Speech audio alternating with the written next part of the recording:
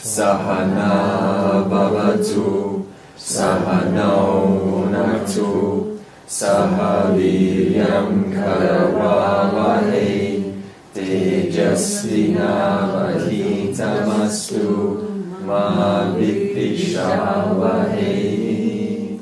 Om Shanti Shanti Shanti. From verse 20, Lord Krishna is dealing with Sakama Bhakti. This means worshipping material things. Sakama is worshipping finite. Why finite? Because anything is limited to itself. In other words, if it's one thing, it's not another. The limitation of money is the things which money gains. For example, you can't buy love with money. So therefore, I will get things which money can buy, but I'm not going to get what money cannot buy. That's what we mean by limited results. Sakama, therefore, gives limited experiences. We talk about limited experiences all our life. Why? Because we are looking for limited things. So this means whatever comes out of our mouth is a direct reflection of what we are looking and asking for in the world. And Krishna has spoken of plus points of Sakama Bhakti. They are indeed attainable. We said that they are okay, they are not papam, if they are done with dharma and a proper foundation. That means they're not there to injure someone. That means if one's spend their whole life pursuing sakama or limited things, you have not incurred any papam. So there's no need to now go and repent and ask for forgiveness because we didn't know, right? We were born innocently. Nobody told us about the infinite. Therefore, we just innocently chased the finite. So there's no problem in that. And we also said that there is no spiritual fall with Sakama Bhakti because Sakama Bhakti is not looking for spiritual results. So there's nothing to fall in the sacred nature, in the nature of the spiritual. There's only to fall in the area of the material because that's what we get. And then the minus points of Sakama Bhakti were mentioned in verse 23. So remember, Sakama Bhakti is anything that gives us material things. It gives us, no matter how lofty the result is, that is how big in the world, it is still limited in nature of itself, as I said, but also in time. This means it's going to give me a few days or hours or minutes worthy of celebration. When that time expires, then the celebration is going to expire also. So I'm putting my hands constantly in time-bound objects. Now you're going to say, so what? It's okay, I can enjoy myself. We're saying that's okay also. Just understand that everything that gives us something, it has an equal proportion of its polar opposites. If I get certain amount of enjoyment, then at some time there will be a proportional sorrow by the expiration date of that experience. Then our whole lives become this mixture of pain and pleasure entangled. So this is why people say it's no big deal, because I'm also getting the good parts. What's so bad about that?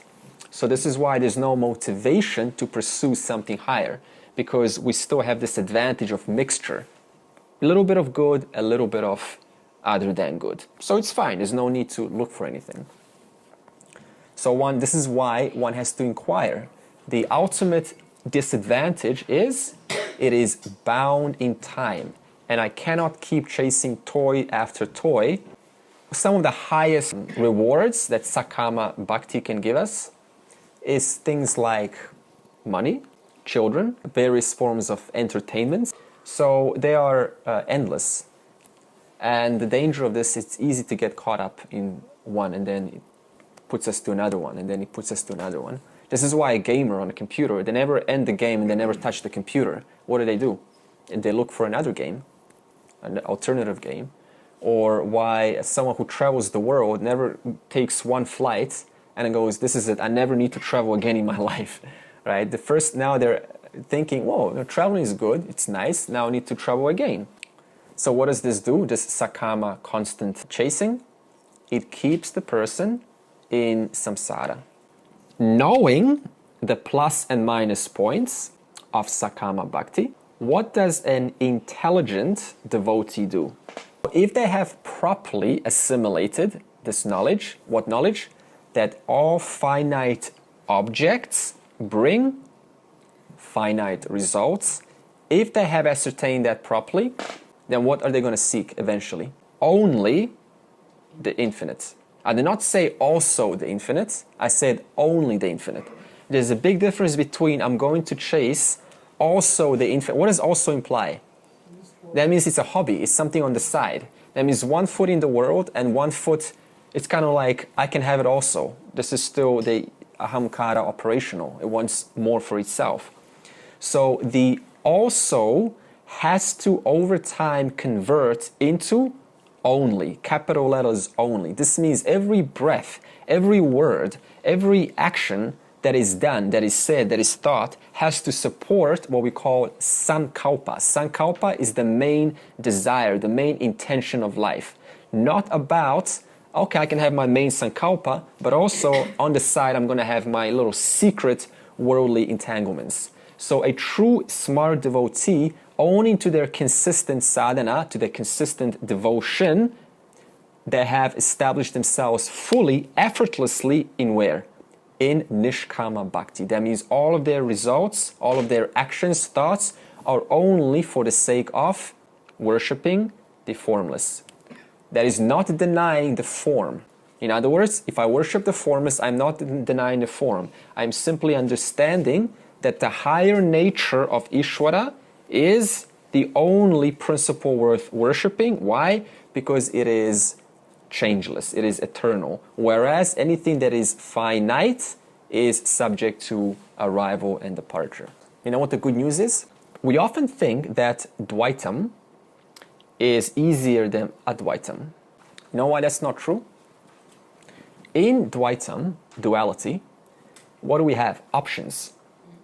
So this means when we get one, there's a potential of eventually judging it to not be so worthy as it could have been compared to something else. So then when I see something better, this object which is present in my life instantly has its value reduced. This means that with Dvaitam, we have constant options, constant choices, alternatives all day long. But with Advaitam, can you have two infinities? Can you have two limitless principles?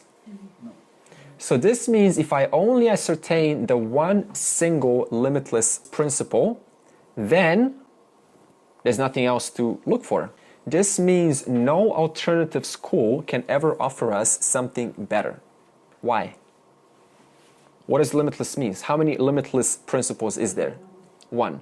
So what specifically is this infinite goal that we're speaking of? That is not subject to limitation. What is it? Answer, Apara-Prakrti. Now the question is, what is Apara-Prakrti?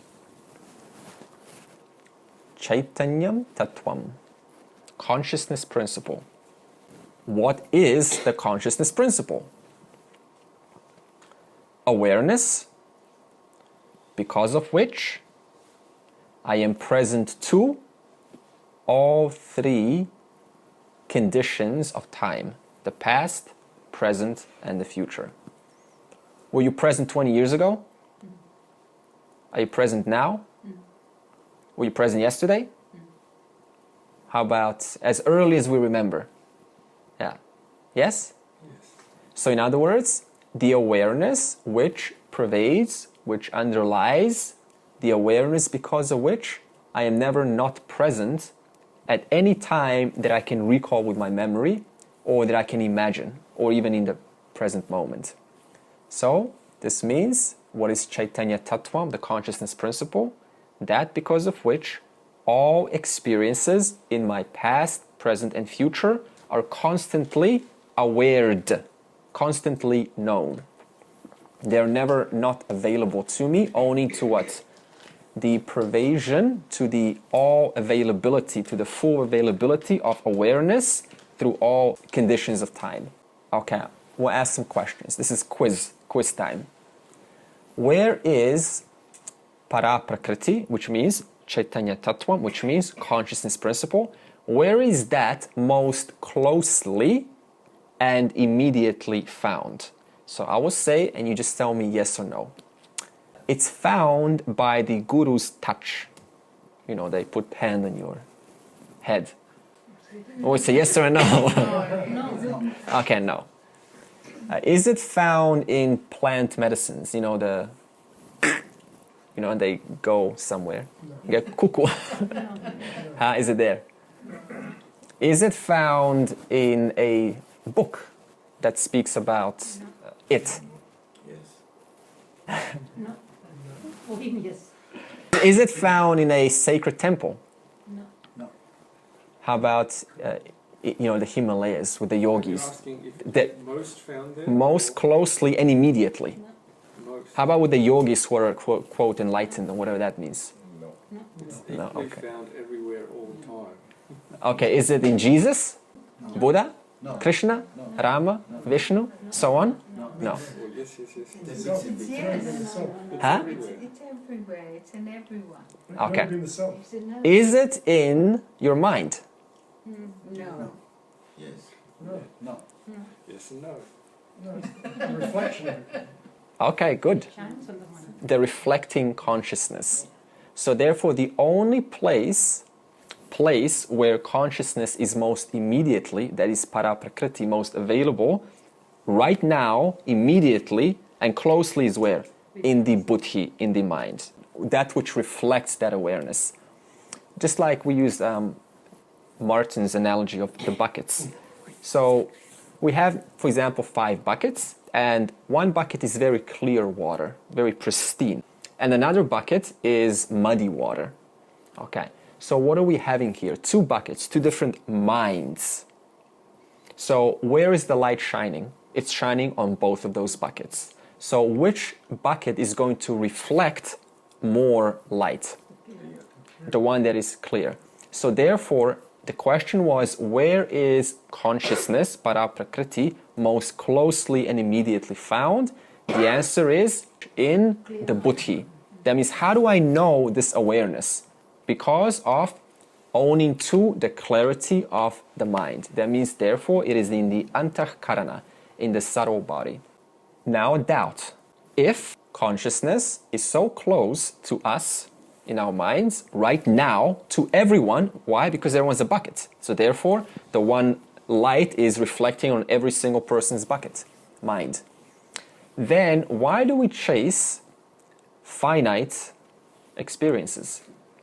If the infinite is shining in our minds, pervading our minds, in and through, then why are we chasing finite goals? Because of the senses. Ignorance. Yeah, good. Ignorance. Yeah. Okay, but we have to use... Okay, good. That's it. Well, because we feel that in the objects of the world we'll find happiness. We'll find security and happiness. Yeah. Or the buddhi is cloudy. Okay. So we use logic for this. So Krishna says, if you have X is what? Apara-Prakrti. Then by the truth of that, I should not seek it outside. But the truth is, we are seeking outside. So how do we explain that? Because what did I say? Every bucket is being shone on, is pervaded by consciousness. So we all, quote, have consciousness. Problem solved. We're getting lost in the bucket. That's what it is.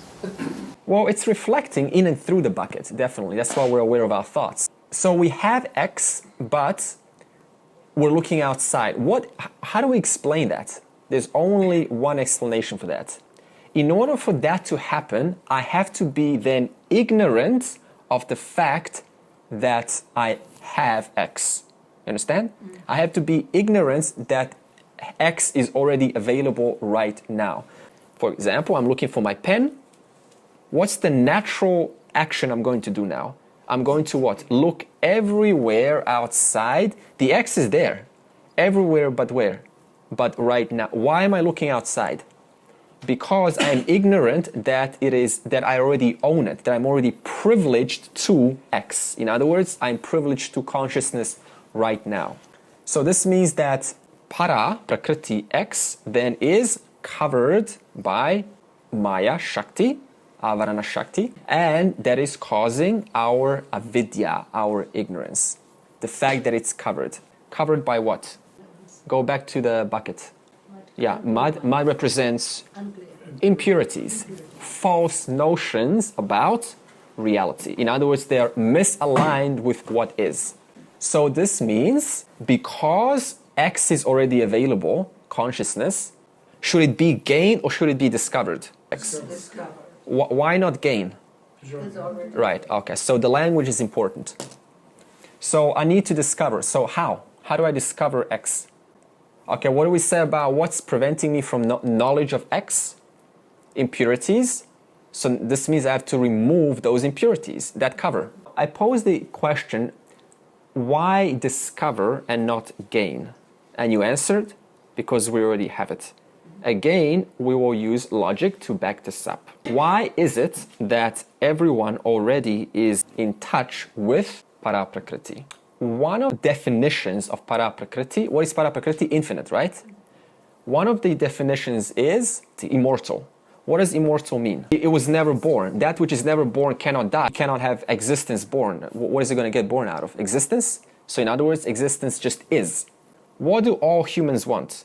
Immortality. What does this mean? We're already unknowingly in touch with Para-Prakrti, but we don't know it. We don't know why we use these words. Who wants to die? We don't want to end. Why? So this means that we're already in touch with that which is infinite, which is unlimited, which is limitless, which has no ending. Otherwise, we wouldn't be wanting immortality. Otherwise, we wouldn't relate to immortality. But we do relate to immortality. Why? Because we're already in touch with that which is immortal, Para-Prakrti. And we know we cannot be talking about Apara-Prakrti, matter, because it's pretty obvious everything in the world ends. What about fear of death? What is fear of death? Notion of mortality. But we relate with immortality. So how does this happen? Okay, now what is the body?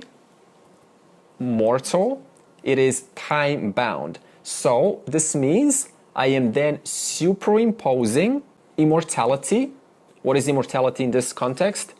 Atman, Para-Prakrti, onto Apara-Prakrti, mortal, time-bound body.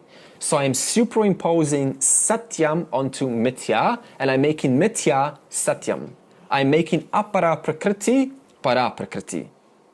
Therefore, we have this strange experience of fearing despite the nature of the self being eternal. Okay, what else does this do, this kind of superimposition? What about the trillion-dollar health wellness industry? Just generalizing. What is their whole idea about? Extending life, making you healthy, making you live long. Why? You can see how commercialism works. Only to false notions, that is superimposition of Satyam onto Mithya, of Para onto Apara, I then try to extend Apara-Prakrti. I try to extend that whose nature is by default limited in time. That's the effects of widespread ignorance. Next question. Who or what is responsible for the covering of Para-Prakrti? This will be answered in verse 25. We'll now do it together. Naham prakasha sarvasya yoga maya samavrtaha mudhoyam nabhijanati loko mam ajam avyayam. Krishna has said, so far, the higher nature of Ishvara is consciousness. And this consciousness is ever evident. And the lower nature of Ishvara, the total, is the matter, Apara-Prakrti. And all matter is subject to coming and going, modification, change, birth and death. Doubt comes up. If consciousness that is the higher nature of Ishvara, is ever evident to whom? To self, to everyone. As what? As awareness. Of what? Of experience. If it's available to every single individual in the entire world, in the past, present, and future, whether they are ignorant or knowledgeable, then how come people miss it? What causes them to miss something that is so obvious, that is so close, right in our own minds? And also, how is it that we are chasing 99% of the time perishable items? What causes us to look for the lower and not the higher? And why are we only interested in Ishvara Darshanam? In the spiritual world, it's always either I want to see God, I want to see His form, or I want to hear His voice, or I want to feel His presence. Familiar? I want to feel God in my life. I want to see God in my life. I want to always hear Him all around me. See what we're talking about? Matter, lower nature, Apara-Prakrti. It depends who the idol is, so they want to like merge with them. In order to merge, it always implies they're talking about form. Why is this the case? Why do we speak like this? Krishna is going to say, Yoga Maya Samavrtaha. On my lower material nature, which is Apara-Prakrti, or Maya Avarana Shakti. What is Avarana? Veiling power. How do we explain this? In order to show a circle, you have to hide the square. That's the only way a circle can be a circle, by not showing the square. In order to show the square, I have to hide anything other than the square. Therefore, the square is limited to itself, the circle is limited to itself, and owing to that limitation, what makes a circle a circle? Avarana Shakti. If I show you a square on top of a circle, then you're not going to identify what it is. It's going to be confusing. Therefore, I have to hide one aspect of reality in order to show you another aspect of reality. That's called Avarana Shakti. It veils one to reveal another. And this Shakti, this Apara-Prakrti, is always attractive. That's our experience in life. So much beauty, so much to see, so much to hear, so much to listen to, music endless, so much to experience, so much to create, right? It's very attractive, very beautiful to do all this. And also in 713 we chanted, Krishna said, Tribhir Gunamair Bhavaihi Ebhihi Sarvam Idam Jagat. In other words, he said that this nature of Maya is Tribhihi Guna Maya. In other words, this Maya is made up of Tri Gunaha, which means that the Tri Gunaha is also included in the lower nature, and this Guna is what hides the Para-Prakrti, the higher nature. So I said attractive, beautiful. That's our experience. This is why one of the best definitions of a jiva, object-oriented extrovert. That's what a jiva is. That means we're always extroverted towards objects. That's what we're doing all our lives. From the beginning we're born. Why? Because of the attraction of Apara-Prakrti or Maya Avarana Shakti or the Trigunaha. In this case, the yoga means the combination and Maya means Maya. So the combination of these three gunas, which make up Maya, is what makes this apara or this material world very juicy, very playworthy. You know, we want to play in it. So therefore the jivas are avrtaha, and avrtaha means they are deluded by, covered by, tempted by, carried away by, robbed by, seduced by, enticed by, influenced by, persuaded by, carried away from their goal by what?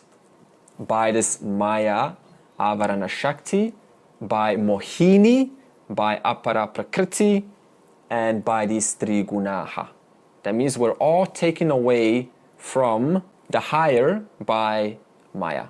What's the consequences of this delusion?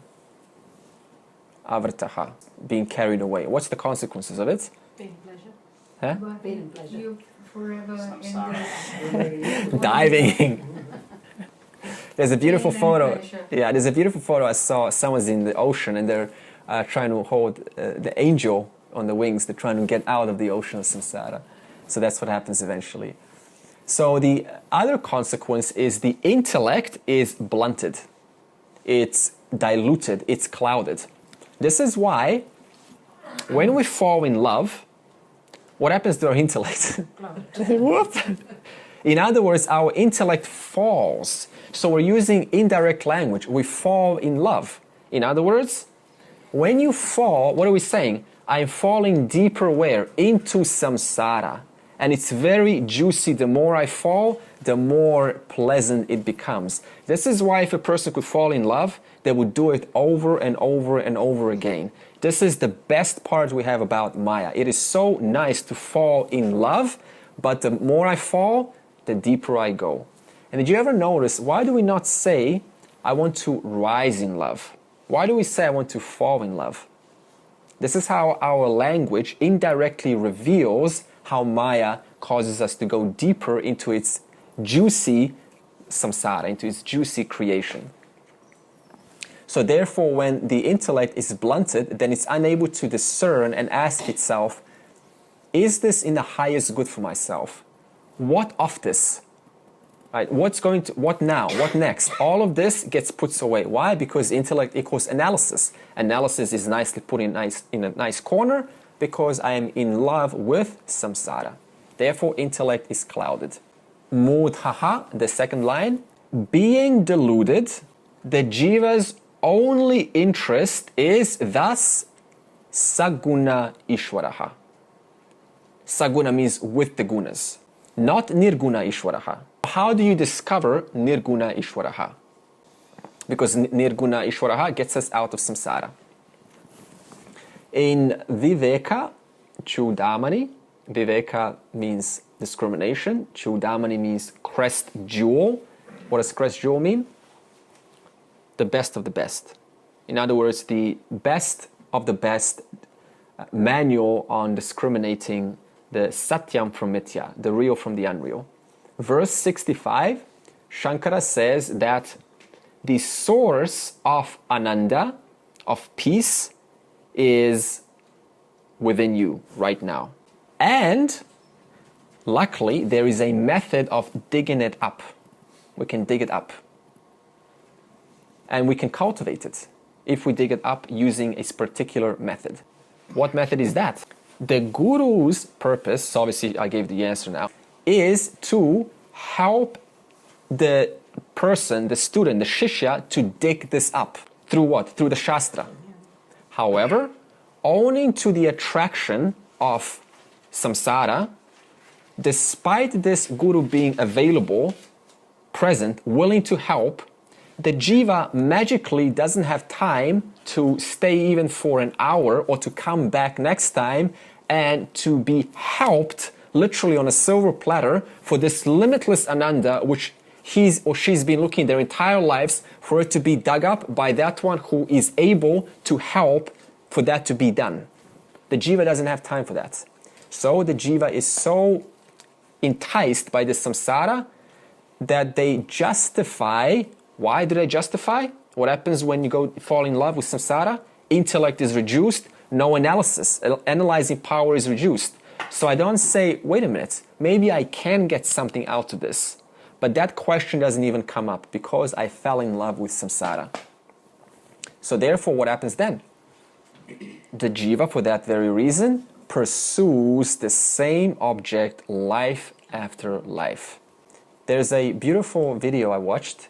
10 kids who remember their past lives. One person even reported at 4 years old, they started getting memories. And the kid took their parents to the exact place where the kid thought I died in the last life. And the kid came up to the killer, because he remembered, and said, I was your next door neighbor. We had a fight and you killed me. And the neighbor, white, right? Not only that, but the kid then even showed and took the police to the exact place where the bones were buried. They dug it up, and there it is, exactly in the same, the skull was split in half, exactly where the kid said, and they arrested the man. So this is just one simple example out of hundreds of cases of reincarnation. And in that life after life, what does a jiva do? Pursues one life after one life, suffering this constant birth and death. So in order to end this cycle, what do we then do? We then pursue Nirguna Ishwaraha. Now, Krishna is going to say, because of this constant pursual, only a handful recognize me. Me means Apara-Prakrti. And this me is Ajam, birthless, and Avyayam, deathless. In other words, it is eternal. So this means one has to be very, very strong not to be pulled back into samsara, because then the life is going to start justifying, like how it's okay to take a break. It's okay, I'm okay. There's always a guru around here and there, so the intellect starts to justify. Okay, now next verse, we will speak more about the jiva samsara. Veiled by my yoga maya, says Krishna, I am not evident to all. Being deluded, this world does not know me, that is higher nature, para, who am or is birthless and deathless. Vedaham samatitani vartamanani charjuna bhavishyani cha bhutani mam tu vedana kaschana. Verse 25 said in conclusion that the entire world, that means the entire humanity, is deluded by Maya, which is going to bring another doubt. If this Maya, this Apara-Prakrti, remember Apara-Prakrti and Maya are two synonymous words. If it's intimately mixed with Ishvara, remember Ishvara has two natures, higher and the lower, para and apara, then will it not also delude Ishvara? Will it also not cloud God? Because suppose a person puts their own hand in front, covers their own eyes. Now I can't see you, right? So in other words, I blinded myself. This could be the case. So we need to address this doubt. In 7:14, Krishna said, Maya is mine. And this Maya, which is mine, is so powerful that it's able to cloud everyone's vision. So then it's reasonable to ask, can it also not cloud Brahman? So Krishna says, I am the master and controller of Maya, whereas the jiva is a slave or deluded by Maya. That is the difference. Chinmaya uses a beautiful example to demonstrate this. There is a father taking his son on a walk in a city. And in the opposite direction, there is a cop holding a man walking towards him. And then the son asks the father, hey, what are they doing? And then the father explains, they're taking the man to prison. He's a thief. Couple of meters later, again, father is walking with his little toddler son. And now they see a bigger man who is being held by two policemen. And then again, the son asks, hey, what's this? Why they have two policemen? Well, says father, because it's a big man. He needs, to be held down by two cops. He's a bigger, he's a big body. So now the son concludes, okay, so the more policemen, the bigger the thief. So now a couple of meters later, they see the president coming. And he's surrounded by hundreds of policemen. Right? So the son goes, hey, look, daddy, the biggest thief in the nation. Right? So now the father has to explain. And he says, well, son, you see, the president is the controller of the policeman. Whereas the thief that you saw is the controlled by the policeman.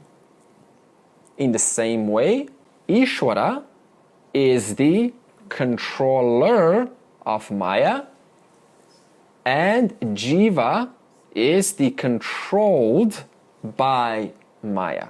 So this means if one is seeking liberation, to whom do they ask the help for? That one who is the controller of that which produces the cover, which is Maya Avarana Shakti.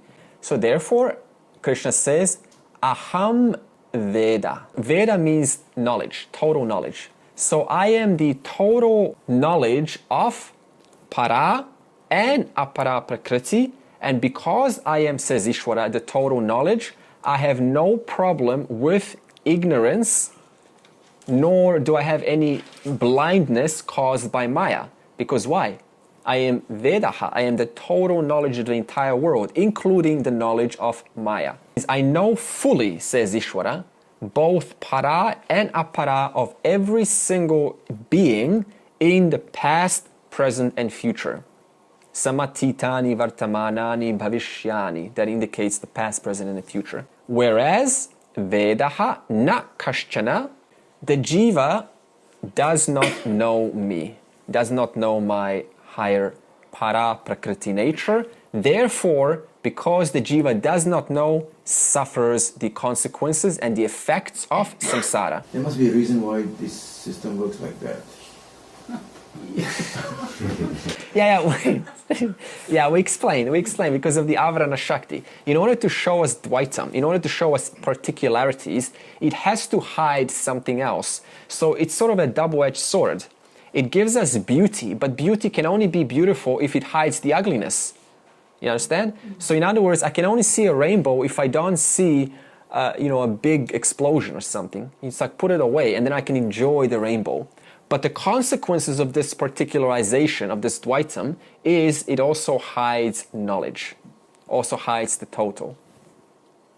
So there is no reason, it's just the way that it works. So next question we pose is, how is suffering created? Buddha, for example, he nicely says, attachment.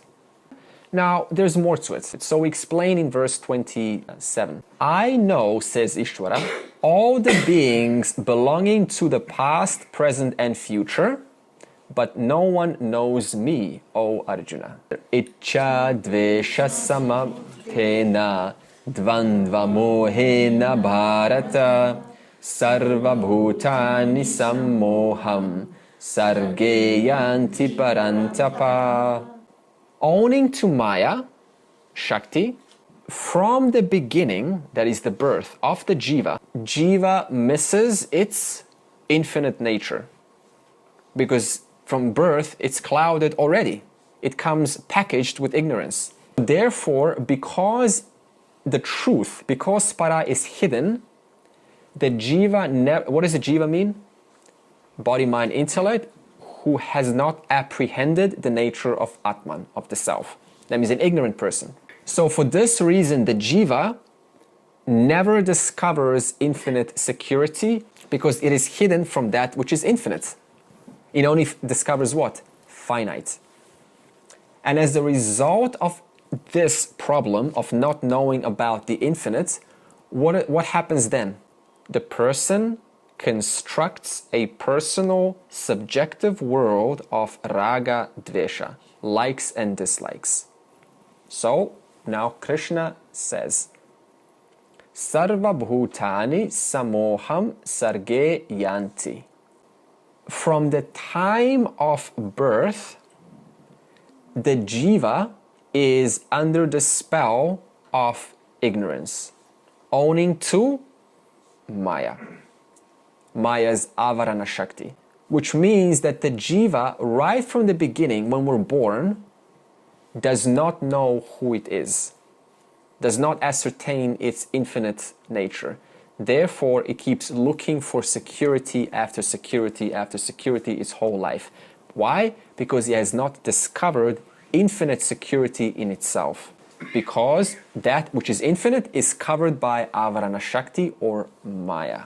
And therefore, because it has not apprehended the infinite, it then seeks for security, happiness, freedom, where?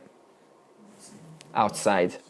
This is what we call a jiva, object-oriented extrovert. It has no choice but to seek outside because that's all it sees, because it has not discovered the only place where the infinite is found. I said this question earlier. Where is para the closest and most immediately available? In my own mind. But that's hidden. Therefore, I have no choice but to look outside. For example, a toddler begins by finding security where? Toys. When they grow up, they're finding security where? In motorcycles, in computer games. I'm not putting anything down, I'm just giving examples. In opposite gender, right? They're attracted in various entertainments. When the same person grows up, where do they find security then? Usually family, relationships especially, children, building a bigger base, people that I can feel comfortable with. Even more, when that same person grows up and get old, where do they look for security then? Bhagavad Gita. Yeah, that's a smart one, right? But we're talking about a jiva at this stage. TV, job, company, going to friends' places, and traveling, using their spare money to travel for retirement. So in other words, the jiva never suspects that the happiness which it is seeking for unknowingly is where? In its own self. Thus it goes outside. What's more, this extroversion that we're speaking of is further escalated by our wonderful scientific developments. For example, science creates mobile phone. Now we put away our basic entertainments like soccer, and we now have 10 times more options to be engrossed because we have many apps. Before I only had app of soccer, one option of samsara. Now I have like 100, right? Or cheaper travel tickets. You think that's an advantage? From a material, it is. But from a spiritual, is that an advantage? From an aspect of it being so cheap, why not? Why not travel? But traveling is not the end of it. Once we're traveling, we get caught up in the beauty of the world. So then we think again, wow, travel tickets are cheap, let's travel again. So the cheaper everything gets, the easier everything is accessible, the more technologically everything is developed. On the secular level, on the material level, it certainly does improve. But on the sacred, the spiritual level, it actually is counterproductive because it is so even more engrossing, even more juicy, even more attractive. Tell me, what is the height of enjoyment you can get in the world of Apara-Prakrti? Just use a celebrity, because celebrities have fame, right? They have status, they have name, they certainly have security coming from the opposite gender. Everyone wants them. They're acknowledged, they're approved, they're wanted. So they're getting all of the securities of the world that one could ever ask for. They're getting cameras, right? They feel important, significant, big house. They're shuffling, wealth, a lot of wealth, right? They're shuffling new partners like laundry. I was looking at, Brad Pitt, the actor. Nothing against him. I was just very surprised he had over 20 girlfriends, because, so you can see even being attractive can be taking me away from the spiritual. If a person is attractive, that looks like an advantage on the material, and it is. But what's the disadvantage?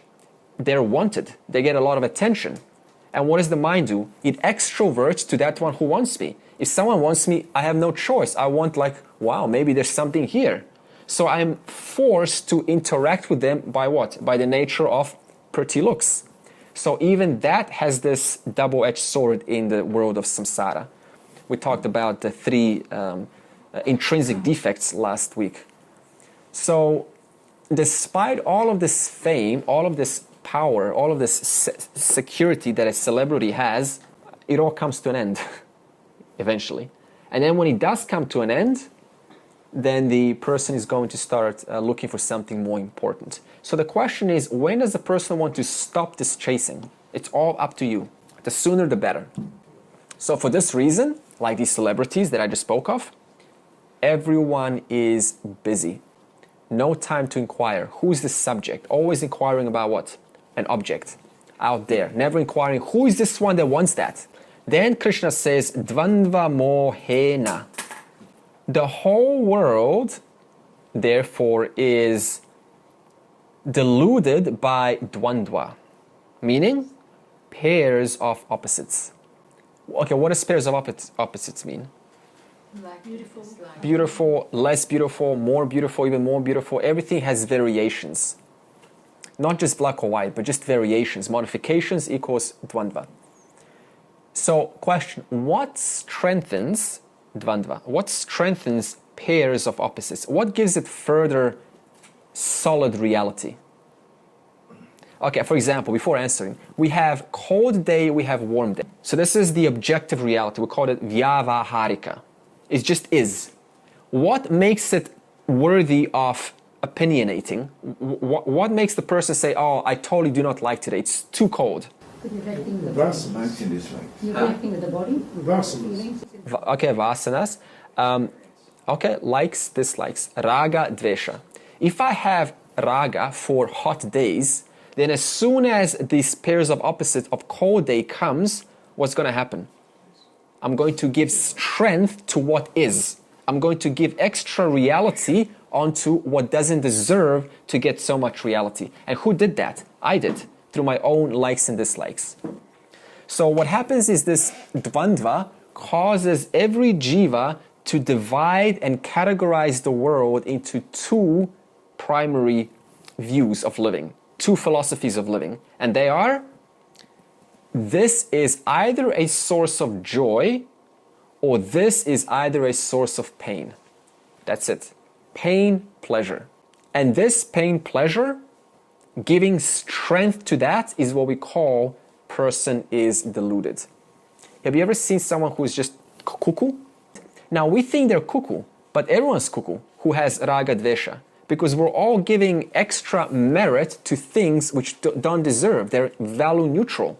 That means raga dvesha is holding them down, and that holding down is then what we call person is a little bit crazy. But we all share this raga dvesha at one level or the other.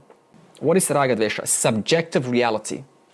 So what do? Subjective reality, that means my reality, your reality, everyone's individual reality, gets superimposed over objective reality. Okay, what is objective reality?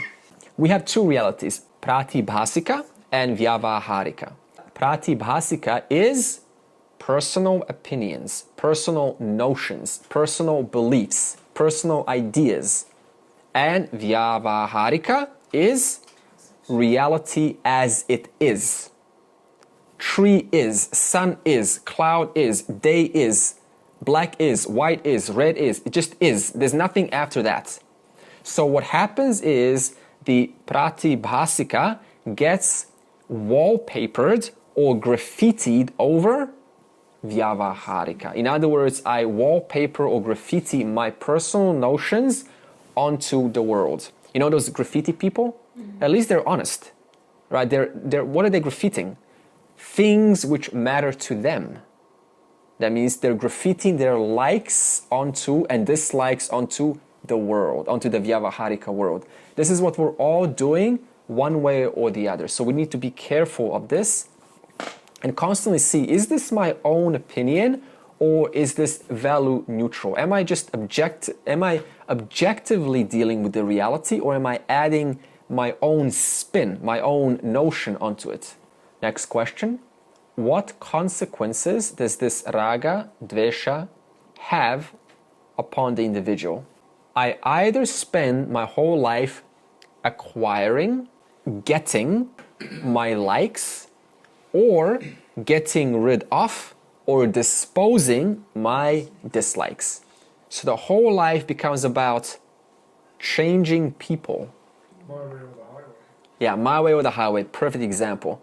Modifying the environment constantly to what? Suit my subjective pratibhasika likes and dislikes. Today, we're even swapping wives and husbands because we think what? If I get rid of my husband or wife, then I will be happy. Is this true? Absolutely not.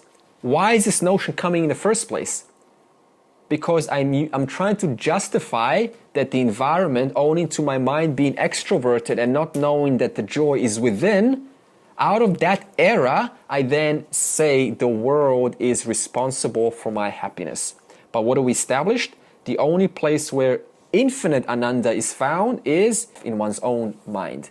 Therefore, acquiring and disposing constantly is the consequence of this bondage of raga, dvesha, likes and dislikes. How does a Vedantin look at the world? Vedantin means one who's listening to Vedanta.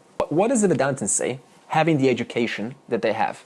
The world is, get ready for it, drums. Neither the source of pain, nor is it the source of pleasure or joy. Neither. The cause of happiness, thus, is the result of knowing my nature, knowing myself. The cause of infinite happiness is because I know my higher nature, Apara-Prakrti. And how do we gain this? Through self-knowledge, Atma-jnanam. And the cause of suffering, dukkam, has to be only one other option. Ignorance of my true nature. And what does ignorance mean? I look at myself as everything other than what I am.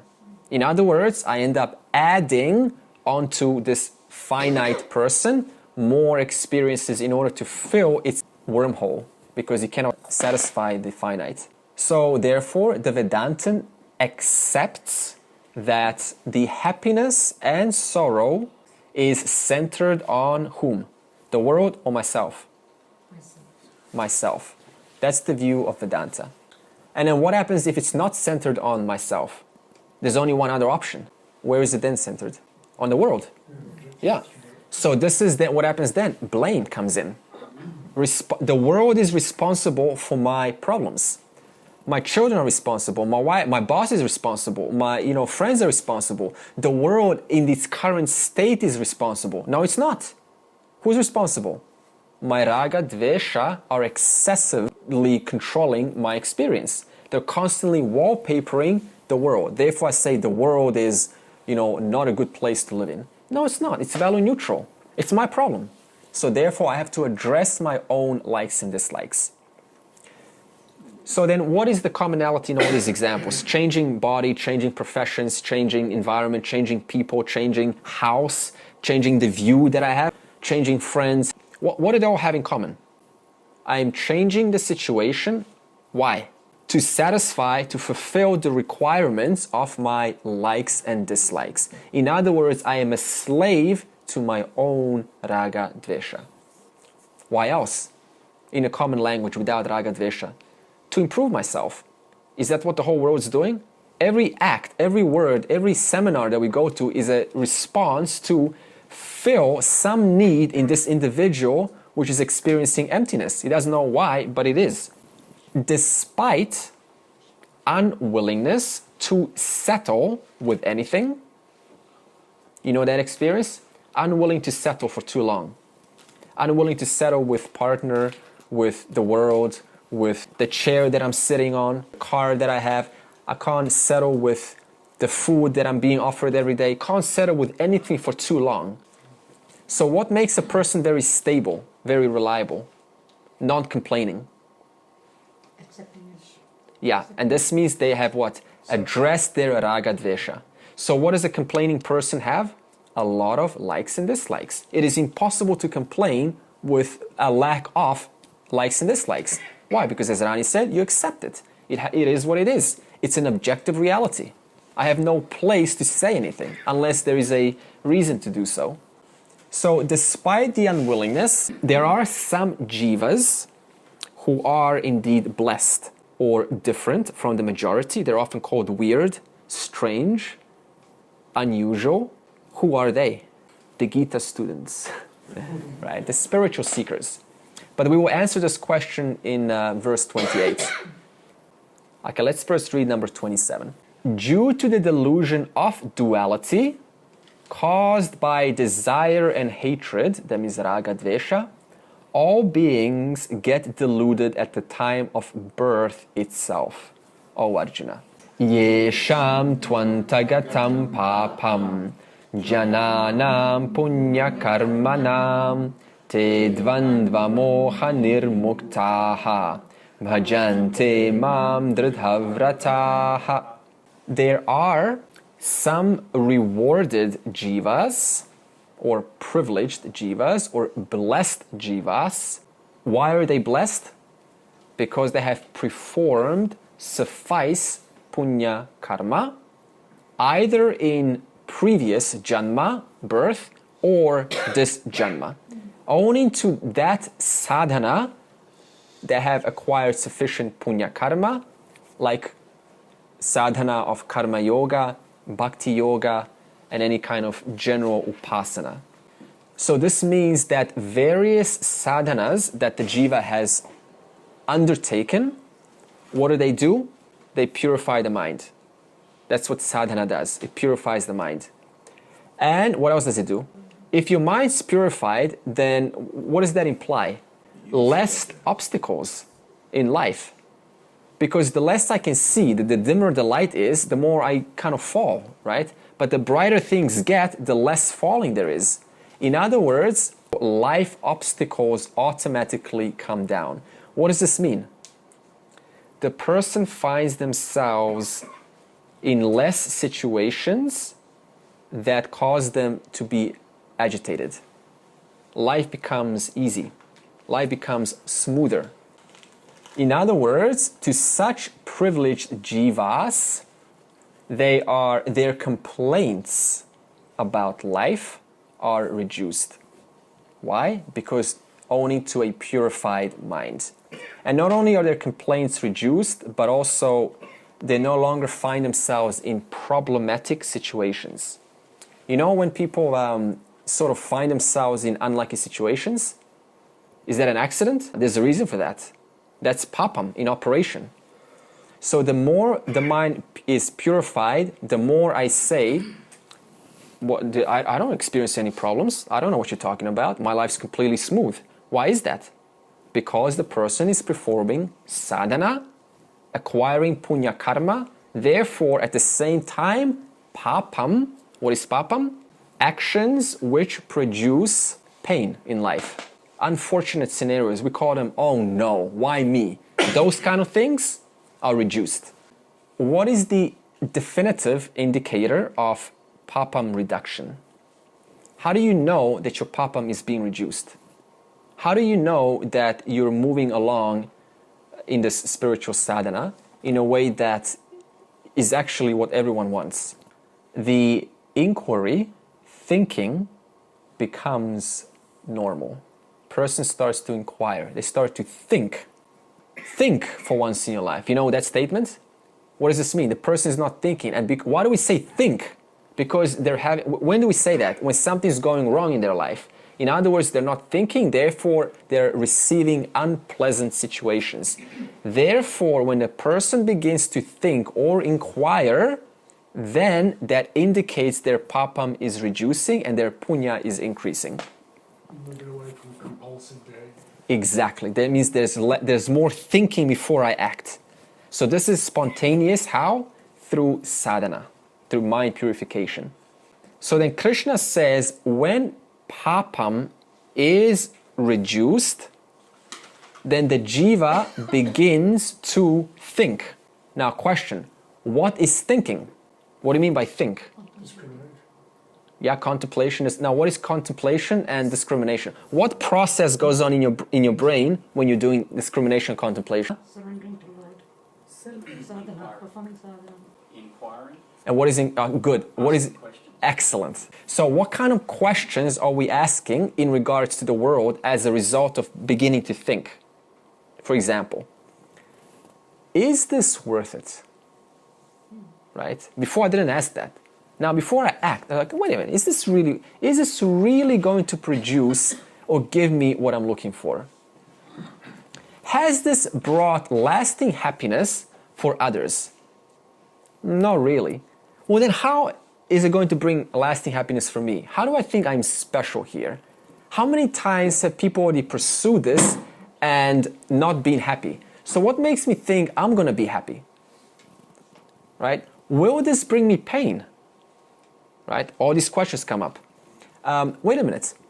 Why do I keep adjusting things in my life, expecting happiness, when I've been adjusting my life for over 60 years, and obviously by the mere fact that I keep adjusting means those 60 years failed. So what makes me think that one more time, one more adjustment is going to help? This is questioning. I'm starting to think. 50 years later, I got it all. I got children, I got business, I got this, I got that. I've done all a man or a woman could ever ask for, and I'm still using sleeping pills to sleep. I'm still looking for something. So does this not mean that I've probably missed something? All of these questions start to become automatic. This is an inquirer of life.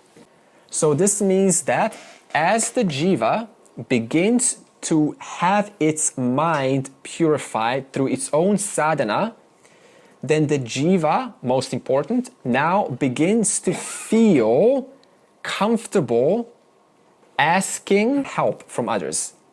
This is a big step. For the first time, the jiva is going, what? Help me. What did they do before? I don't need help. I'm the answer itself. I've got all the answers. This is stubbornness. We're not calling this, we're not insulting this. It's just saying the indicator of this maturity, of this mind purification is what? I'm willing and I have no problem asking others for help. So this means that such a jiva, they recognize that sukham and dukkham is not outside, but it's within me now. Dayananda has written a book called Problem is You, Solution is You. I think I got it there. And I read it. And the summary of the whole book is, you're the problem and you're the solution. Of course, he managed to put that into 30 pages somehow, but that's the summary. In other words, true spirituality is, I'm going inwards. I'm going towards myself. Everything is coming out of whom? This individual. The processing, the analysis, the opinions is all coming out of this mind. So that's true spirituality. When everything becomes about the subject and no longer about the object. In fact, the relationship to the object, what happens? The person inquires about the subject because it's the subject who's having the relationship with the object and not the other way around. And what is fake spirituality? Where does the attention go? Out. In other words, it continues being extroverted. I was in the world before, my mind was in cars and big houses and big, juicy things, and now it is still outside, but the environment has changed into something spiritual. Like, for example, spiritual clothes, I'm spiritual, or spiritual behavior, or spiritual... Talk. You drink spirits as well. Spiritual materialism, what they say. Yeah, spiritual. You talk spiritual things, but you Yeah, haven't yeah. actually That's right. That's a big thing. begin to root in it. That's a big thing. Or what about spiritual drugs? That's also fake spirituality. I'm taking drugs and I'm going, oh, let the mother take me. My question is, take me where? Where is there to go? It's almost like being taken becomes the end and not the means, right? So it's all about being taken somewhere. But, taking where? To heal. Okay, well, then my question is, how will you know when you've healed? What's the indicator of knowing I've now healed? Because remember, whatever starts, ends. So as soon as I think I've healed, it means what? I'm going to stop thinking that I've healed. So what happens when one turns their mind onto oneself? What's the result of that? The mind begins to be sanctified, purified, holianized. Papam, reduction. Sinful tendencies, immoral behaviors automatically are reduced. I no longer think about hurting someone. I no longer think about imagining some retaliatory thoughts about someone. Automatically that reduces. And most importantly, Bhagavan, for the first time in one's life, can finally get through to the individual. Because why? Someone said the word surrender. They're finally open to help. Please help me, I can't do it, I'm not smart enough to do this on my own. And that's when Bhagavan starts showing the resources conducive for true spirituality because the person has let go of fake spirituality. To close, what was the question? In verse 27, we asked, what causes the jiva suffering? What is a fundamental problem for all suffering? Ignorance. Yeah, okay. Yeah, good. So ignorance, because attachment is produced as a result of ignorance. So if I don't know my nature as infinite, then what I'm going to do? Seek for the finite. But the finite never lasts, thus I constantly am subjected to pain and pleasure. So this is what we call the life of suffering. In other words, I don't know who I am. As a result of that, I'm a drunk person, like a drunk person, going from one thing to another. And what happens when a drunk person falls? They get up. Their friends, their samsarish friends help them. But then what happens when they keep falling? Yeah, the friends are no longer around, right? Because they're also falling, right? So no one's there to help them. Okay, what happens when a child falls? Gets up and runs to mama. And what does the child go to? Mama's lap. And how does a child feel in mama's lap? Secure. Very secure, very held, very enveloped, embraced, safe. In other words, once the jiva has fallen over and over and over again through lifetimes of sakama bhakti, of gaining limited things, one day for every single jiva there is a fall big enough that it causes them to cease looking, seeking for more opportunity to fall. Therefore, I start looking for something higher. Krishna says, Mam bhajante. They, as a result of falling, the they means the jiva, begin to seek me, in other words, Apara-Prakrti, and no longer do they seek Apara-Prakrti. No longer do they seek material things. Not that material things are bad, we're not saying that, just they're no longer putting so much priority, so much importance on the world. So they begin to seek the infinite, the nishkama bhakti. So what just happened here? The conclusion thus is sakama bhakti, as a result of falling, starts to transfer, convert into nishkama bhakti. Is it moved by the world crises? Can it be moved by the world crises? No. Why? It's a different order of reality. Only that which is in the order of mithya can fall. Okay, the wave can fall, yeah? But has the water fallen? No. But what has fallen? The wave has fallen. So if I change my eye, if I shift it from the wave onto the water, onto that which pervades the entire reality that is, then do I fall? No. What falls? The body, mind, intellect falls. And how do we now thus convert to this nishkama bhakti? This we will cover next week. However, those of the people who are of noble actions, whose papa has ended, and who are totally free from the delusion of duality, seek me with a firm resolve. Sarve bhavantu, sarve santu niramaya, sarve bhadrani pashyantu, ma kaschit dukkha bhag bhavet. Om Shanti Shanti Shanti.